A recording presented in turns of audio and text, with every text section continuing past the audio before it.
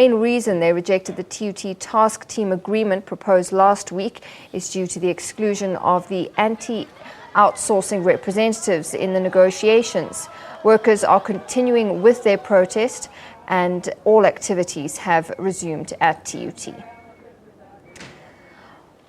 Well, let's get more now on this. Our reporter Patricia Visagie is standing by. She's at the main campus in Pretoria West. Patricia, good afternoon. So another day of the sit-in, but the leadership has come out to address the workers. What's being said? Well, good afternoon, Natasha. Certainly, we saw the top brass of the hashtag outsourcing must fall being roped in to come and address the contract workers who have gathered since very early this morning to, of course, continue with their protest and to highlight their demands as we have seen over the past weeks. And basically what the leaders are saying is that they're not being difficult here. They feel that their cries are not being heard, and they're not happy with the proposal that was agreed upon between the TUT executives and, of course, NEHAWU. They also feel that their biggest gripe here is the fact that TUT management ignored their sentiments in the matter, and they continued to negotiate with NEHAWU, excluding them from the formal negotiations, and then went ahead to clinch an agreement without their consent. And they feel that this is an insult, and they cannot accept an agreement that was tabled, or rather that was signed without them being part of the negotiations, them being part of the formal talks.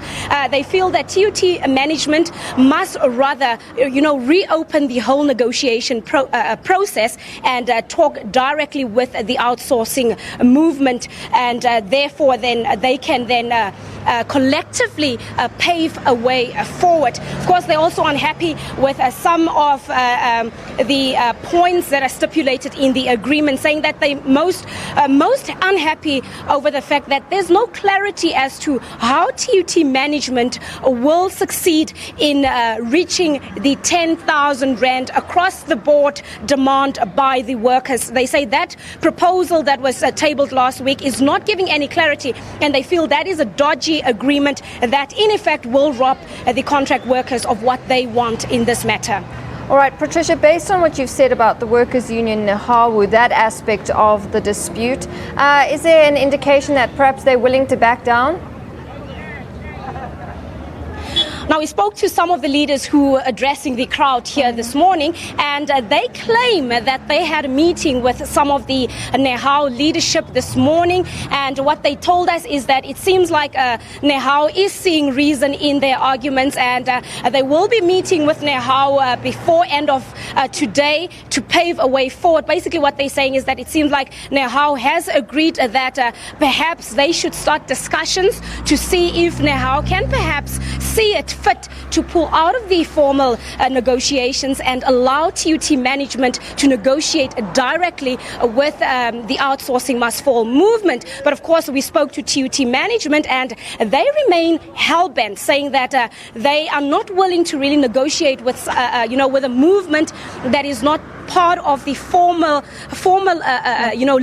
labor cluster. They're only negotiating with recognized labor movements, and of course NTEU and NEHAWU are such recognized labor movements, or rather unions, and they meet the necessary criteria for the institution to negotiate with them. The institution also saying to us that they don't want to break the agreements that they have with NEHAWU. They don't want to compromise that relationship, and they want to respect the culture of negotiating with organized labor, and they feel that if they give the outsourcing must fall committee the power to change that, then that will compromise the institution even further, because then it means anyone can come forward and hold the institution at ransom and make certain demands, and the institution will ultimately have to give them what they want.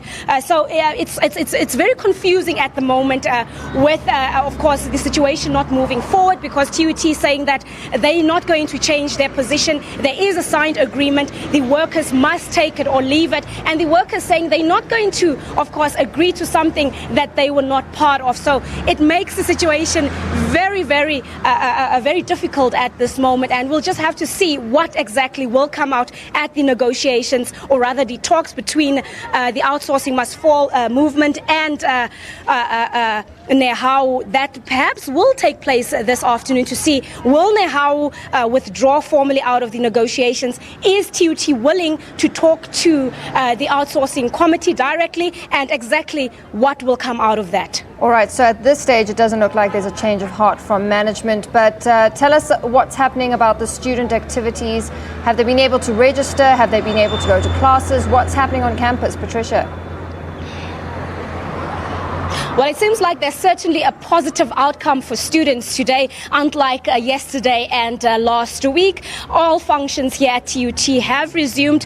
Students are registering. We spoke to management and they said some classes have also resumed since this morning.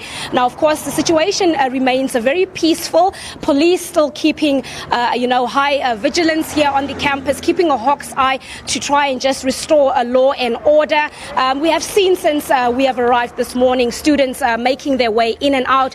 We have spoken to some of these students saying that they're satisfied. It seems like they can continue with their priorities, which is academic activity at this stage. But a situation like this is very volatile. It can change at any second. But we can just hope that everybody in this ongoing labor dispute will see it fit to put the needs of the students first and allow the students to continue with their academic activity. All right, Patricia, thank you very much for that update. Patricia Visagie live from TUT's main campus in Pretoria West.